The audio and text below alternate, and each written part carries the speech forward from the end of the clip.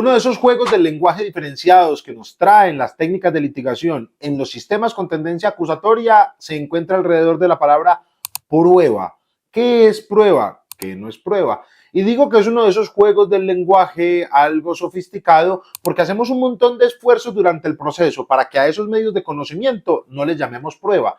Les vamos a llamar elementos materiales probatorios, evidencia física, información legalmente obtenida, evidencia, medios de conocimiento, medios de información, información legalmente obtenida. Profesor, ya lo dije, lo quise repetir. Profesor, yo creo que lo repetí sin querer. Es cierto, pero no me corrijo.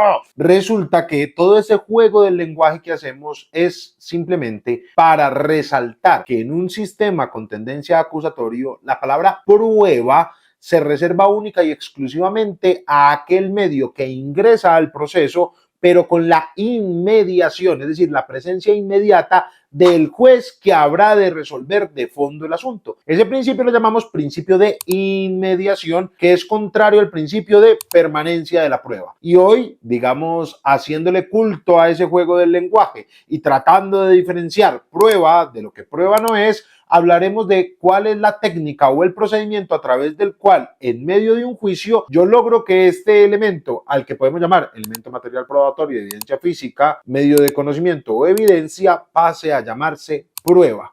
Y esto se llama la técnica de incorporación probatoria. Veremos que es un procedimiento muy sencillo, veremos cuáles son las objeciones que se pueden presentar, haremos algunos ejercicios para que ustedes puedan tenerlos en cuenta y sobre todo saber que este es un asunto bastante elemental, pero con profundas consecuencias en las técnicas de litigación cuando no estamos muy adaptados a este sencillo procedimiento. Bienvenidos. Bienvenidos a Soy Defensor. Este canal tiene por objetivo convertirse en una caja de herramientas, en una batería de soluciones. ¿Para quiénes? Para los litigantes en derecho penal, algunos profesores y sobre todo para nuestros estudiantes. Es muy importante saber que aunque hablamos de temas muy teóricos, en ocasiones también hablamos de temas muy prácticos. Este segundo caso es el de hoy. Vamos a hablar de un tema absolutamente práctico, de una destreza, de una técnica. Intentaremos explicar su procedimiento, pero también explicando su razón de ser. No olviden suscribirse, dejarnos sus comentarios, déjenos saber todo lo que opinen sobre este canal y también les agradecemos que nos sigan contando desde dónde nos ven y si son colegas que se dedican al derecho penal, a alguna otra área o si son estudiantes. Hoy hablaremos entonces de la técnica de incorporación probatoria, es decir, la serie de procedimientos a través de los cuales esto que aún no se llama prueba pasará a llamarse dentro del juicio oral prueba. Este elemento cambiará de nombre. ¿Por qué cambiará de nombre? Por un sencillo motivo. En el uso normal del lenguaje, nosotros llamamos prueba a cualquier elemento que siga para corroborar la existencia o no existencia de algo y utilizamos la palabra prueba de manera genérica. Cuando ya estamos dentro de la sistemática procesal penal, la palabra prueba empieza a ser, digamos, un concepto más sofisticado y ya no es cualquier medio que sirva para verificar la existencia o no existencia de algo. A eso, de manera genérica, le llamamos evidencia o medio de conocimiento. Y empezamos a utilizar un montón de palabras, como lo decíamos en la introducción, para separar a este elemento con un nombre que da lugar a otro concepto cuando es y cuando no es prueba. Sin embargo, en el uso normal del lenguaje, como lo hemos dicho, pues prueba seguirá siendo genérico y en este canal muchas veces hemos utilizado la palabra prueba sin distinción alguna y hemos utilizado la palabra prueba en sentido amplio. Pero en este video sí necesito que nos centremos. Prueba es aquel elemento o información que ha surtido todo el procedimiento para poder ser apreciado y valorado por el juez que habrá de resolver la causa. Y nosotros tenemos el principio de inmediación. Principio de inmediación que consiste en que para que un elemento, para que un testimonio, para que un medio de conocimiento sea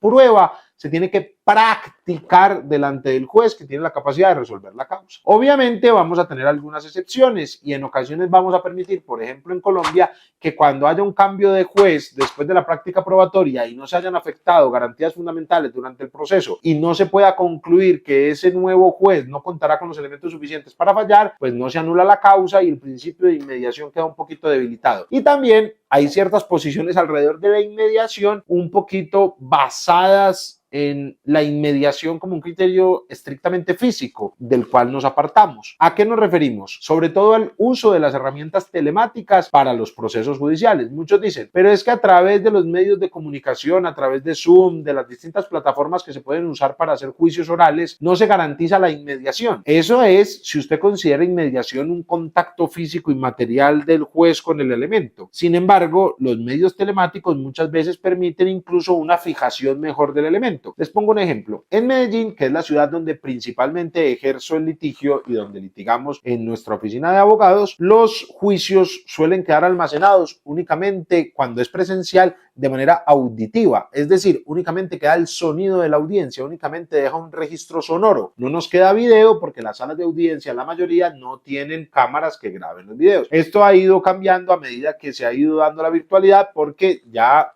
usamos menos salas de audiencias, pero por norma general así quedaban los registros, únicamente teníamos el audio. Con la pandemia del COVID-19 y con la implementación de las herramientas telemáticas del juicio, ahora queda una fijación mucho más enriquecida, porque del testigo ya no solo tenemos el audio, sino también un video, y un video muchas veces en mejor calidad que el video que se podría hacer en la sala de audiencias, por el ángulo desde el cual se observa el testigo, por las distintas circunstancias en las que se puede almacenar la información. Obviamente esto tiene muchos peros. Hay ocasiones en las que la conectividad es muy negativa, hay testigos que aprovecharon las herramientas telemáticas para realizar tácticas no lícitas o no leales dentro de su práctica testimonial, pero la trampa siempre ha existido y se puede hacer trampa de manera presencial y trampa de manera telemática, y el juez tiene poderes para corregir esto, y ya si usted ve que esto se le sale de las manos, pues siempre quedará la segunda opción de traer al testigo de manera presencial al juicio y hacerlo de manera directa, entendiendo directa como físico. Nosotros tenemos un concepto, cuando digo nosotros es, digamos, considero el Colegio de Abogados Penalistas de Colombia, tenemos un concepto más amplio de la inmediación y vamos a considerar que por inmediación se refiere a la práctica de la prueba con los medios directos o asistidos por tecnología que le permitan al juez que aquello sobre lo cual él va a decidir sea aprobado con medios que hayan sido practicados delante de él, pero no delante de él físicamente, sino también asistido por tecnologías, siempre y cuando esas tecnologías le permitan una fijación adecuada del elemento que se ha practicado antes. Sí, esto digamos como una nota. El caso es que el principio de inmediación va a ser muy valioso porque el contrario, su antítesis es la permanencia de la prueba. En los sistemas donde está vigente la permanencia de la prueba, por ejemplo, en el sistema civil, administrativo, laboral, mejor dicho, en todos excepto el penal, es prueba todo lo que se haya arribado al expediente conforme al procedimiento establecido para ello, con la demanda, con la contestación, con los incidentes, los documentos que se van allegando, los que fueron decretados, los que se introduzcan a través de los testigos, los que los testigos hayan introducido ante otro funcionario judicial. Y entonces el concepto de prueba, como su nombre lo indica, permanece durante toda la etapa del proceso. En los sistemas penales con tendencia acusatoria, como es el caso de la mayoría de países latinoamericanos, no. Si usted dio una versión ante un funcionario judicial diferente, si usted dio una versión ante una persona adscrita al Ministerio Público Fiscal, si usted dio una versión ante las procuradurías o si usted dio una versión ante un juez de otro distrito o ante un juez en otro proceso, nada de eso es prueba para el proceso penal, sino que son medios de conocimiento que podrían llegar a ser prueba, es decir, tienen vocación probatoria.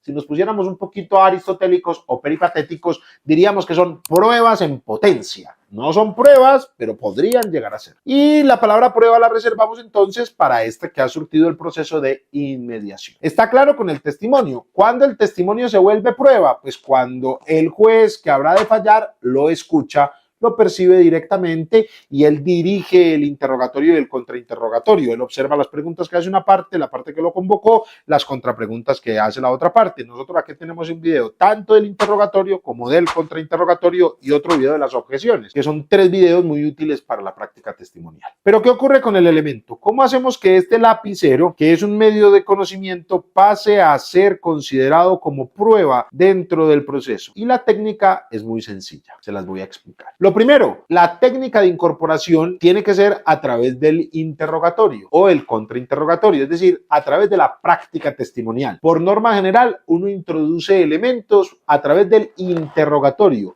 pero también se puede excepcionalmente a través del contrainterrogatorio. Nada se opone a ello. Pero vamos a hablar de la incorporación, digamos, más regular, más ordinaria, más cotidiana, que es a través del interrogatorio. Lo primero que yo tengo que saber es que esto tiene que respetar las normas del interrogatorio. Profesor, pero es que yo no sé bien cuáles son las normas del interrogatorio. Recuerde, la pregunta es abierta, no puede ser sugestiva, tiene que ser preguntas sobre hechos específicos. En este video, vuelvo y repito, explicamos las técnicas de interrogatorio y en las objeciones que se pueden presentar ante una indebida técnica de interrogatorio. Entonces, lo primero que tenemos que tener en cuenta es que se debe respetar la técnica del interrogatorio. Entonces, todas las objeciones que se podrían hacer a una pregunta ordinaria se le pueden hacer a la técnica de incorporación. Eso es lo primero que tenemos que tener en cuenta. Pero aquí va a haber algo fundamental y es que no se le puede sugerir al testigo la introducción del elemento. Yo no le puedo sugerir al testigo de qué elemento se trata. Yo no le puedo sugerir al testigo que lo voy a incorporar. Dejemos de hablar y vamos al paso a paso. Esto es muy sencillo. Lo primero es que el testigo no puede estar viendo el elemento. Profesor, ¿y por qué no puede estar viendo el elemento? Porque se tornaría como sugestivo, inapropiado, inadecuado. Yo le estaría mostrando al testigo aquello que pretendo incorporar a través de él. E incluso esta es una sugestividad inválida en el interrogatorio e incluso en el contrainterrogatorio. No se vale sugerirle al testigo el elemento que vamos a introducir, entonces lo vamos a desaparecer con la magia de la televisión. Habiendo desaparecido, el testigo no está viendo el elemento. Profesor, ese efecto parecía el del Chavo del Ocho. Correcto, en él nos inspiramos. Resulta que cuando el testigo no está viendo el elemento tiene que surgir al proceso a través del dicho del testigo. Señor testigo, ¿cómo se llama? Yo me llamo Santiago. ¿Y qué hacía el 24 de octubre del año 2018? Ay, ese día es inolvidable para mí. ¿Por qué es inolvidable para usted? Porque yo estaba dibujando. ¿Qué estaba dibujando? Estaba dibujando una casa. ¿Con qué estaba dibujando una casa? Con un lapicero. ¿Qué lapicero era? Ay, un lapicero inolvidable para mí. ¿Y por qué era un lapicero inolvidable para usted? Porque ese lapicero me lo había regalado mi abuelo. Era un lapicero negro con 2 bordes dorados, tenía mis iniciales y recuerdo que lo guardé en una bolsita que envolví con cinta y le puse mi firma en varios lugares como si fuera una arca triclave en la que se almacenan los votos. Ah, ¿y qué hizo con ese elemento? Lo guardé hasta hoy. ¿Y qué hizo hoy con él? Se lo entregué a usted antes de entrar acá para que pudiéramos hacer este interrogatorio. ¿Y cómo custodió usted el elemento? Disculpe, lo mantuve en una caja fuerte durante todo este tiempo hasta este instante. Oh, pido permiso para ponerle de presente un elemento al testigo. Todo eso que acabo de decir es simplemente que el elemento tiene que brotar en el testimonio del testigo sin que se le sugiera y haciendo, les recomiendo preguntas abiertas, qué, cómo, cuándo, dónde, por qué. Ya cuando vayan fluyendo usted le mete otras cosas, describa por favor, cuéntele al señor juez, díganos si es tan amable esto y lo. Entonces vamos tejiendo toda la técnica de interrogatorio. Pero lo primero, el testigo da lugar a la existencia del objeto sin estarlo viendo. Paso 1. El testigo es quien le da existencia al objeto. Si el interrogador es el que le está dando existencia testimonial al objeto, eso se puede objetar por sugestivo. Entonces, primer paso, el testigo habla del elemento sin verlo. Pero miren que yo ahorita satisfice todos los pasos. Profesor, ¿cuáles pasos si no los ha mencionado? Póngame mucha atención. El testigo habla del elemento sin verlo. El testigo describe el elemento. El testigo establece las condiciones con las que está en la capacidad de diferenciar ese elemento de los demás o las condiciones que serían válidas para su reconocimiento. Una vez el testigo ha hablado del elemento, ha descrito el elemento y ha establecido cómo lo podría reconocer, él ha sentado las bases para que le sea enseñado el objeto. Entonces, ¡plop!, aparece de nuevo el elemento. Entonces yo ya sí le puedo decir, su señoría, pido permiso para ponerle de presente un elemento al testigo previo traslado a la otra parte. Se lo muestran a la otra parte. ¿Qué hace la otra parte? Verifica que el elemento sí le fue descubierto. Profesor, ¿y cómo es el descubrimiento probatorio? Hace este video. Sí, sí me fue descubierto. Entonces usted ya le entrega el elemento al testigo. ¿Y qué hace? Lo mismo que ya hizo, pero esta vez viéndolo. Profesor, ¿y qué fue lo que ya hizo? Pues habla del elemento, describe el elemento y establece las condiciones a través de las cuales reconocería el elemento, pero ya viéndolo. Profesor, mucho más fácil. Por supuesto. Usted ya llega y le dice, ¿qué tiene en sus manos? Profesor, entonces yo le puedo preguntar, ¿ese lapicero es suyo? No, porque le está sugiriendo que es un lapicero, le está sugiriendo que es suyo. No, tiene que respetar la técnica del interrogatorio. Recuerden, no puede ser sugestivo. Entonces, ¿yo qué le pregunto? Fácil, ¿qué? ¿Qué tiene en las manos? Ay, profesor, y donde él me responda, tengo dedos. Pues sí, vuelve y le pregunta, ¿y qué tiene entre los dedos? Tengo uñas. ¿Y qué tiene cercano a las uñas? Tengo mugre. ¿Y qué tiene cercano a la mugre? Ya se enreda, entonces... Profesor, no, entonces yo prefiero preguntarle por el lapicero directamente. Pues claro, si él ya se torna tan esquivo, lo suficientemente esquivo para que el juez perciba que existe en el testigo una actitud no apta para la respuesta, yo ya le puedo pedir al juez que me permita tratarlo como un testigo hostil, pero eso es una técnica que después veremos. Eso siempre se puede habilitar, pero no ante la primera respuesta que no me gustó. ¿Qué tiene en las manos? Dedos. ¿Pido permiso para tratarlo como testigo hostil? No, ese no es un testigo hostil, es un testigo descachado, es un testigo sin sentido del humor. Es un testigo que cree que porque hace una respuesta como no la estamos esperando ya nos domina y no le podemos demostrar que nos domina. Entonces, disculpe, señor testigo, sí, está claro la composición de sus manos y de sus dedos, pero tan amable, ¿qué objeto diferente de sus manos tiene entre sus dedos? ¿O qué objeto distinto? Ya, no se deje engañar por un testigo sabiendo, además porque el juez lo está percibiendo.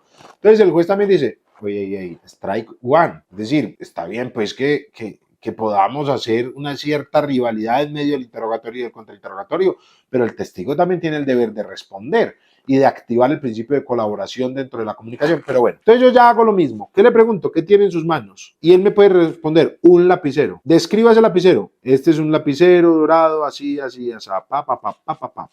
Ahí ya viene una sugestividad irrelevante. Y es que los manuales aconsejan hacerle la pregunta. Y ¿ese es el lapicero del que veníamos hablando? Eso es sugestivo. Pero muchos consideran que no hay otra manera de preguntarlo. Profesor, ¿y si me la objetan y prospera? Pues lo pregunta de otra manera. ¿Cómo puede preguntar eso sin que sea sugestivo? Y ¿cuándo fue la última vez que usted vio este lapicero? Profesor, le está sugiriendo que una vez anterior. Sí, recuerde, y eso lo aclaramos en este video sobre el interrogatorio. Toda pregunta siempre es sugestiva, solo que la sugestividad, para que sea objetable, tiene que ser que el testigo no ha dado elementos para responder, que no existe una base en las reglas de la experiencia que me permita hacer esa pregunta, o que la sugestividad resulte relevante para la pregunta que estamos haciendo. Entonces, si se la objetaron y prosperó la objeción, yo no creería que debería prosperar, pero recuerden que el que manda en el juzgado es el juez. Si prospera, usted le dice, compare ese lapicero con el cual veníamos hablando. Objeción, le está sugiriendo que existen dos lapiceros, pero el testigo lo dirá. No, prospera la objeción. Listo. ¿Cuál es el estado de conservación de ese lapicero? Ese lapicero es tal cual yo lo guardé. ¿Dónde lo había guardado? En la bolsa en la que se encuentra.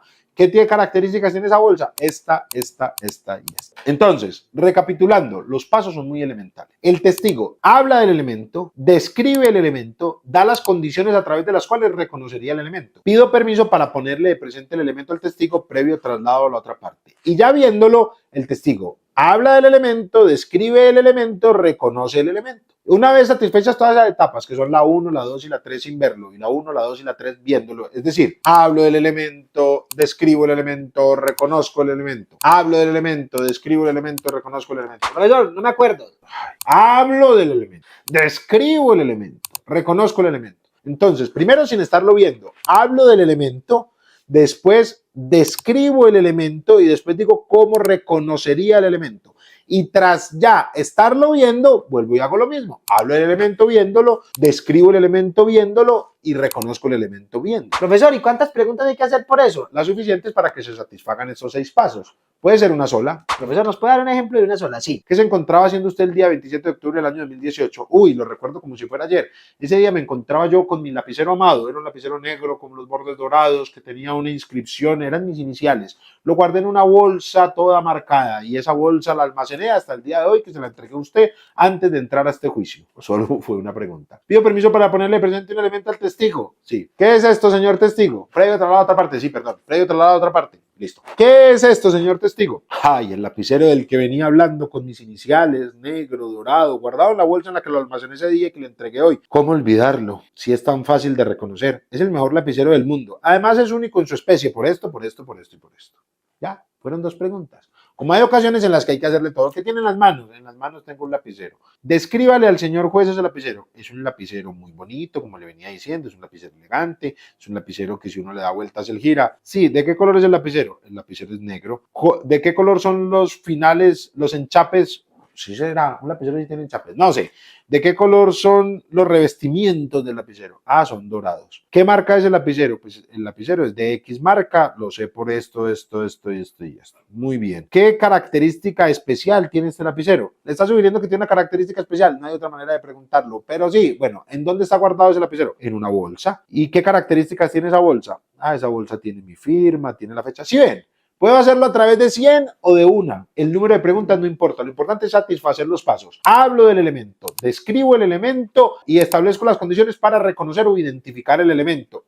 sin verlo. Y es viéndolo, hago exactamente lo mismo. Hablo del elemento, describo el elemento, reconozco el elemento. Y después de eso, se solicita que sea incorporado como prueba. Y el juez, después de valorar que este elemento fue debidamente descubierto, porque eso se verifica en la etapa intermedia o etapa preparatoria en el sistema nuestro, del cual tenemos este video, después de verificar que fue decretado y que se respetaron las normas, ¡prum!, prospera. ¿Cómo objeto yo cuando el procedimiento no se está llevando a cabo de manera adecuada? ¿Cuál es la objeción si algo de esto falla? Todas las objeciones acá se engavetan. No es objeción, no ha descrito el elemento. No es objeción, no ha hablado del elemento. No es objeción, él no ha reconocido el elemento. No es objeción, él no le ha mostrado el elemento. No es objeción, él... No. Todas las vamos a meter dentro de una canasta. Todas las diferencias que podamos tener con el procedimiento de incorporación la vamos a meter en un solo paquete. Y la objeción se llama objeción, no ha sentado las bases. Otros le dicen objeción, no ha sentado las bases probatorias. Objeción, no ha realizado adecuadamente el procedimiento de incorporación. Pero díganlo a secas, objeción, no ha sentado las bases. Y esta objeción tiene un efecto psicológico, y es que si la otra persona no tiene mucha destreza, él no va a tener claro cuál es la base que le está faltando por sentar. Él no va a tener claro cuál es el procedimiento y ahí se arma una especie de confusión. Muchas veces uno prefiere objetar de manera directa el fragmento del procedimiento que no está quedando realizado de manera adecuada. Eso ya depende del estilo de cada litigante y de lo que el juez considere. Porque uno muchas veces dice, objeción, el testigo no ha tal. Sí, pero usted le está diciendo al testigo, usted le está introduciendo información, esa no es la objeción técnica, diga simplemente el nombre técnico, listo. El nombre técnico es objeción, no ha sentado las bases. Y debe hacerse en el momento en el que se presente el hierro, que son dos controles. Cuando se le va a mostrar el elemento al testigo, entonces pido permiso para enseñarle el elemento al testigo, pero traslado a la otra parte. Objeción, su señoría, él no ha sentado las bases. O al momento de pido permiso para que este elemento sea incorporado como prueba. Objeción, no se han sentado las bases. Ténganlo en cuenta para saber cómo se hace de manera positiva y cómo se hace también de manera negativa o cómo me opongo al procedimiento que no es realizado de manera correcta. Tenemos muchos otros temas de los cuales hablar. Déjenos saber si este video fue de su interés. Déjenos saber desde dónde nos escucha. Por favor, suscríbanse a este canal. Y espero que esta caja de herramientas que estamos intentando conformar les siga siendo de utilidad, así como a nosotros nos es de utilidad el esfuerzo que hacemos para grabar estos videos. Muchos éxitos y muchas gracias.